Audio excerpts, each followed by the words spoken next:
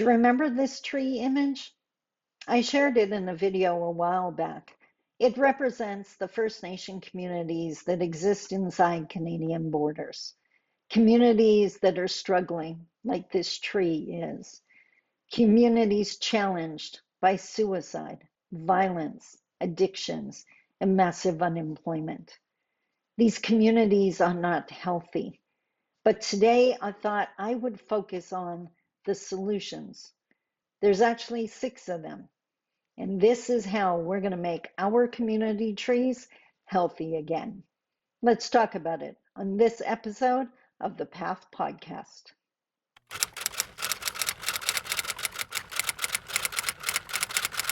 Bonjour, Mishko Paganan Nadishnakas Mandodem. Hi, everybody. My name is Sandy Boucher. I'm Red Thunderbolt Woman of the Loon Clan, a proud member of Seine River First Nation in Treaty 3 territory in Northern Ontario. And as promised in the opening, in this episode of the Path Podcast, I wanted to talk about the 6 solutions, the 6 things that someone who is marginalized and oppressed can do to overcome that oppression. Now, what I just said is super important. This is not what other people can do for us. This is what we need to do. Our allies can support and encourage us as we attempt this. They can create environments that allow us to do this, but we have to do this work on our own. We are going to fix the poison that is poisoning this tree. So I hope that sounds appealing to you. Now, as you know, during the week, I do the shorter videos. So even though they're getting more to the 20-minute mark now, but I don't think that's a bad thing. Is that a bad thing? But during the Path podcasts that I release on Saturdays, these are longer sessions. They're actually like mini seminars. They're educational. And if you choose to watch them, my hope is that you can actually learn something that you can apply in your life to bring about change. And saying that really reminds me of my mom. My mom used to say that she had one mission in life, and that her only job was to give us, her children, everything we needed to have to go on without her, because she knew one day we'd have to. That is the intent I take into every seminar. I don't want people dependent on me. I want to teach people how to observe, how to learn, and give them the tools they need to invoke change. I am not going to reconcile this country, but I'm sure as heck going to help everybody I can so that all together we can. And that's the kind of stuff we're going to be talking about today. So I don't have a handy dandy index card today. I actually have a postcard, and it's called The 6 Solutions. So as always, if you were to send me an email, you could get the handout, the PDF of this, so you can print it and post it. For if you're Indigenous, you need to keep this handy. If you work with Indigenous, please post this somewhere where your clients and customers and friends and whoever the case may be are going to see it. So the premise, I'm going to show you the new tree now. The premise is that we're not going to be able to stop oppression and discrimination. But you see that they've moved away. They're still there in the soil, but they're not directly poisoning the tree anymore, because there is no power in trying to control what's going on the other side of the feather. You've heard me say this 100 times, but we don't need to allow it to poison us. So there's 6 different things. And if you can call it the 6 solutions. The other thing you could call it is HAPS, HAAPPS. And that's going to remind you of what the 6 things are. So HAAPPS, HAPS. So the first one, why does it always seem the first one's the biggest one? Well, in this case, it is definitely the most important one. The first one is to heal. What it says on the postcard is, and these, by the way, are the 6 recognized ways or solutions to overcome internalized oppression. Gather with others who have similar experiences to heal from the effects of internalized oppression, which means, for those of you who saw the video, it is gathering with other people that hear the voice in their head saying you're never going to amount to anything. Other indigenous people. There's a lot of people that hear that. You're going to hear about imposter syndrome. Internalized oppression is imposter syndrome on steroids. So gather with people like you that you identify with. We have way too many youth out there that think they're the only ones that have that voice in their head telling them they're never going to amount to anything and why bother, they're never going to accept you, and all the horrible things that voice says. We all hear it to greater extent. I still hear it. I don't listen to it anymore, but I still hear it. So you need to gather with people like you to have these discussions, and don't gather once.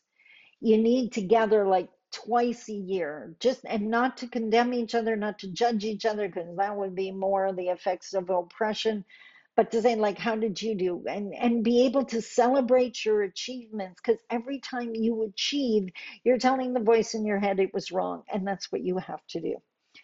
Which reminds me, I should tell you something. So I've mentioned in many videos that I'm a 10-year domestic abuse survivor. And to anyone who's known that journey, you know that the abuse continues long after you leave the relationship in the form of the voice in your head. The names we start calling ourselves are either exactly what our abuser used to say or even worse. And I was lucky because at that time my elder was still here, and I was working with her on a regular basis. And I happened to be at her house having tea one day. And I don't know how I phrased what I said, but as someone who had suffered abuse as well, she recognized what I was saying. She knew what the voice in my head was telling me. She knew that I was abusing myself, and she got upset. And for the indigenous viewers out there, you know how terrifying it is when an elder gets upset. It doesn't happen very often, but when it does, you know, holy mollies, did you ever screw up? So she slammed her hand down on the table and she looked at me and said, "That's it. I've had enough. This has to change starting today." I was terrified. She looked at me and said, "I have something you need to do." And of course, when an elder tells you something to do, that's what you're going to do. Oh, excuse me. It's also never easy. They never asked you to like go to the store for milk, right? Wouldn't that be nice? But healing is not easy. What's that saying? Healing is often a long and painful journey, but without it, life is a long and painful journey. Exactly. So she said, "Here's what you're going to do. Starting right now, then every single time that voice in your head says something nasty to you, calls you some ugly name, whatever the case may be, you have to tell it to shut up out loud." Pardon? She repeated it. So my mind quickly went to, I'm going to be walking down the street telling invisible people to shut up. That's going to get me some looks from other people. She didn't care. She was like, starting right now. Nana knew exactly what she was doing because before I left her house, I stayed for about an hour having tea. I couldn't believe how many times I had to tell voice to shut up. And that's her point.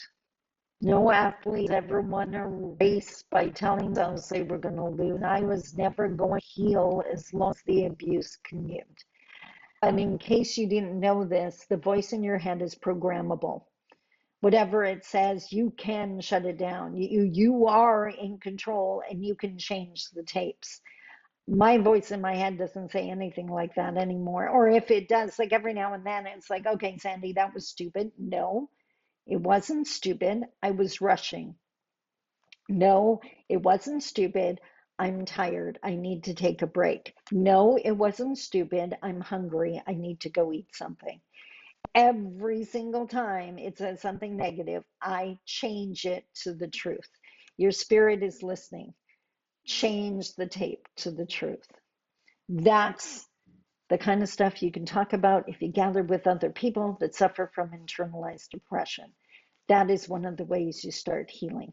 And when you gather with them, you got to celebrate that you dared to bid for that job, even if you didn't get it. You overcame the voice enough to put in an application. You dared to apply to go to college. You dared to get your regalia for powwow. You dared to say no to someone, whatever the case may be. Celebrate it and heal. Heal is the first of the 6 solutions. The second one, now you've heard me touch on this in other videos. The second one is act. You have to act out against the oppression and the oppressor, not against each other.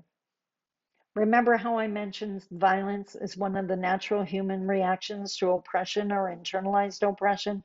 It's why we turn on our family members, our community members, our partners, our children. What we have to do, and our youth are so angry and so hurting, we have to teach them how to be activists. We got to teach them how to make signs and do a march to Ottawa. We got so many of them are doing like the marathon walks across the country to bring awareness to some issue. All of those things helps them take their frustration and vent it into a healthy way. You can't just tell them to calm down or that they shouldn't be angry. They are. Help them express it in a way that helps. Teach them how to write letters to their MP and their MPPs. Do one of those music videos that many of the First Nation communities have done to show their pride in who they are. All of that is healing. All of that is a solution. So act out against injustice and the oppressor, not against each other, which also means creating safe spaces for each other and saying, hey, don't be gossiping about that person. Don't be stabbing that person in the back. We are better than this. Our ancestors didn't fight to survive so that we could tear each other apart. We can do this. So 1 is heal, 2 is act. The third one, HAA, is ally. But in this case, I am not talking about a non-Indigenous person being an ally to an Indigenous person. I'm talking about an Indigenous person being an ally to another Indigenous person. That if you hear the acquiescence, the giving up, the why bother, that you're going to race in there and remind them why bother. You're going to encourage and support them. My niece used to get so frustrated with me over this one because good old social media, and this is when she was much younger, but she would post on Facebook something along the lines of, oh my God, I'm so stupid, or oh my God, I'm whatever, some horrible thing. And as soon as I saw it, I would race in instantly. No, you are not, honey. You are beautiful. You are intelligent. You are smart, whatever the case may be. And she would always laugh and like, oh, Auntie, thank you. And she would brush it off. She would laugh and think it's just me being me, but I know the teaching. Your spirit heard you say the icky thing. It's got to hear the positive thing. You got to balance that out. If you ever want to have wisdom and self-confidence and have the joy of believing in yourself, you got to offset that. That's why I change what the voice in my head says, because my spirit needs to hear that it's okay to be strong and powerful and confident and intelligent and whatever. We need to do this. Heal, act, ally. The next one is the first P, pride. Take pride in culture. Wear your beads, wear your regalia, wear your hair long, go fishing, go hunting, learn your language, learn beadwork, learn leatherwork, whatever the culture of your First Nation is. Because there are still way too many First Nations that look upon our own teachings as something that is disgusting and should not be practiced. There are still so many communities where Christianity, and I, you know what, if you want to be a Christian, all the power to you. I will not be the person that tells you you're wrong. Indigenous people hear that way too often. But there is nothing wrong with our teachings. And we need to be proud. That's where the root of our confidence is, the root to this tree. We need to take pride in our culture, share the language, share the traditions, share the medicines in the book, share how to pick our medicines in a healthy way that's not going to destroy the plants. Be proud of your culture. Heal, act, ally, pride. The next P, this is the big one. They're all important, but this is the one that gets to me every time because I'm a mom and a grandma. Protect the children. What I mean by that is if there's some cute little munchkin playing in the living room with their toys, and the adults are in the kitchen, sitting around the kitchen table, and they're gossiping about the community member that's not there, you just taught that child lateral violence. You just taught that child gossiping and bullying. And if they hear that attack, if someone, or worse, that child is attacked and told that they're stupid or they're ugly because they're indigenous, their little brains are not matured enough to think that is internalized oppression. That is not true. I'm not going to listen to it. They're going to take it in as their truth because their brains have not developed enough to protect them, which is why we have to protect the children. It's why I flew in to correct what my niece was saying. The children and the ancestors are watching. Make them proud. And if we're gossiping about people, no one's proud of us. We are carrying on the damage by doing that, us in present day, and that has to stop. And don't, well, she was talking about me. Don't care. Be the first.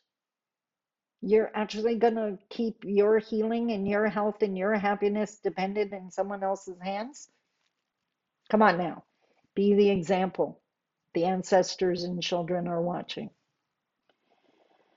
Last but not least, speak up when you notice internalized oppression in a group. So, and it often happens in a group. There's that one loud speaker that just desperately needs to be heard, so he's not going to let anyone else speak. Don't need to go head to head with him. I understand how scary that can be. But if someone else is trying to talk and the leader is cutting them off and you notice this, you can say, you know what? I'd actually really like to hear what Emily has to say. That's it. And maybe the leader's going to ignore you, but it maybe give someone else in the group the guts to say, you know what? So would I. I would love to hear what she has to say. Speak up when you hear that. When you hear someone gossiping or criticizing another person, say to them, you know what? I've never heard that. Like, I think she's a great person. I think that person's a great guy. He's a real hard worker, really helped me out. Be the dissenting voice. Are they going to talk about you when they leave the room? Of course they are. Guess what? They already were. If you're hanging around with people that are gossiping about other people when you're not in the room, you're the topic of conversation. That's a given. So we got to stop that. Speak up in the group when we're going to start tearing each other down. It's the thing I have a problem with our modern day politicians. I don't want politicians that act like they're in an elementary school playground. If all you're going to do is call names of the other leaders, go away. Please go away, mature a bit, and then come back. Can we grab some class, please? What I want to hear, not the names, I want to hear what you're going to do for this country. Quit attacking the other side. That's cheap. That's easy. What are you going to do? Right? Now, that's a conversation. And by the way, that brings me to another point. I finished the HAPs. Heal, act, ally, pride, protect, speak up. Email me if you want your postcard.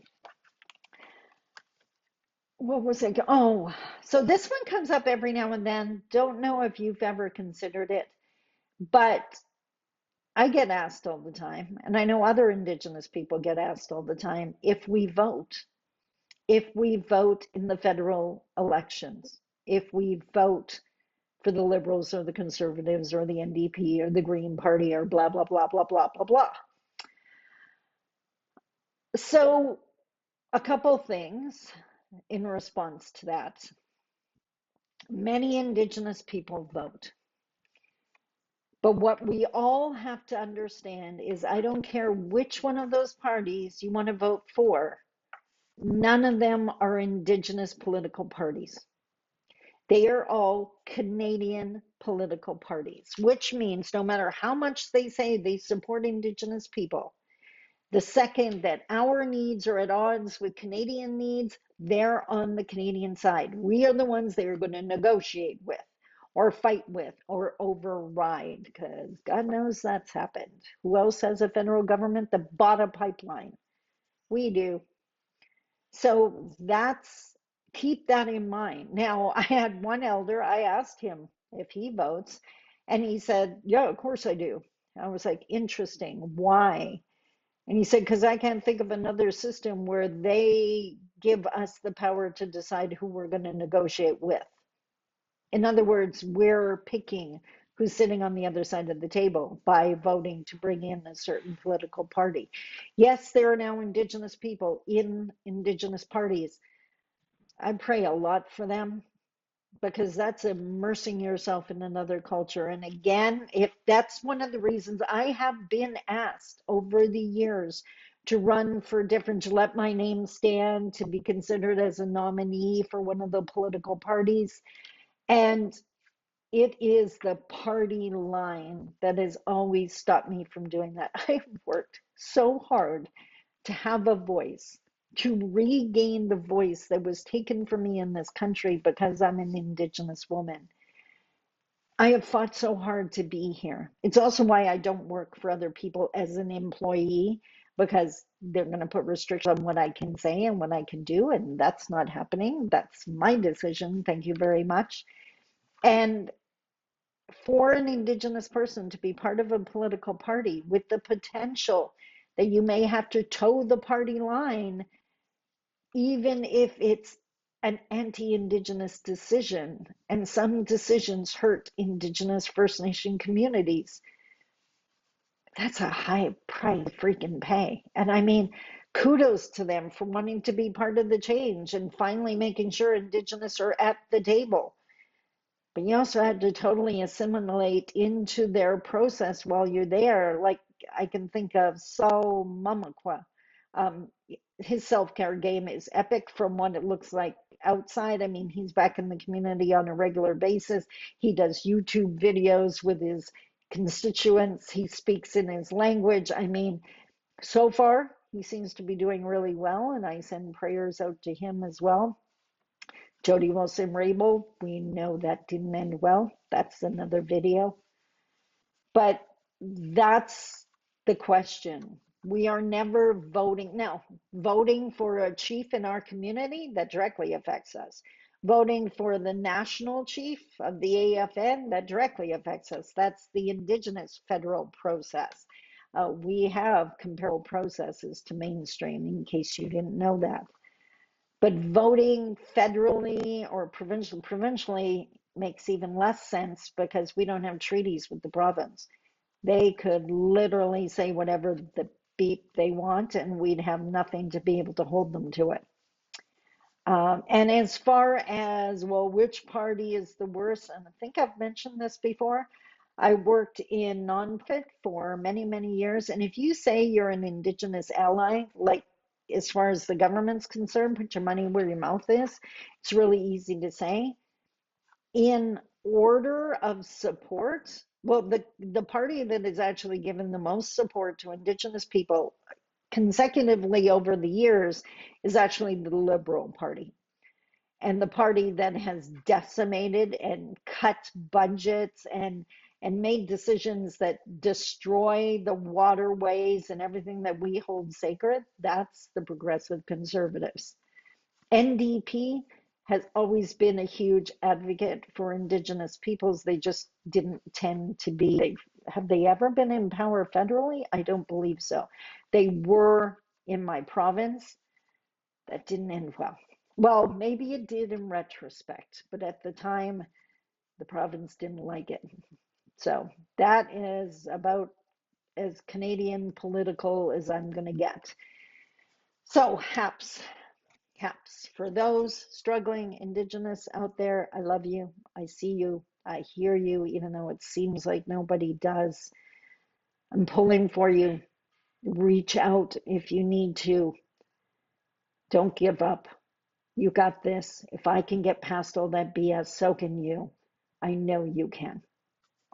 Remember HAPS. Heal, act, be an ally, take pride in who you are, protect the children, and at every chance and opportunity, speak up. For those who don't like speaking up, silence is acceptance. For my non-Indigenous watching this, silence, if you say nothing in the face of racism, silence always helps the oppressor. Always. So if you want to be on the right side of this, speak up, even if all you're going to say is ouch. I hope that made sense. Don't forget to email if you want your postcard.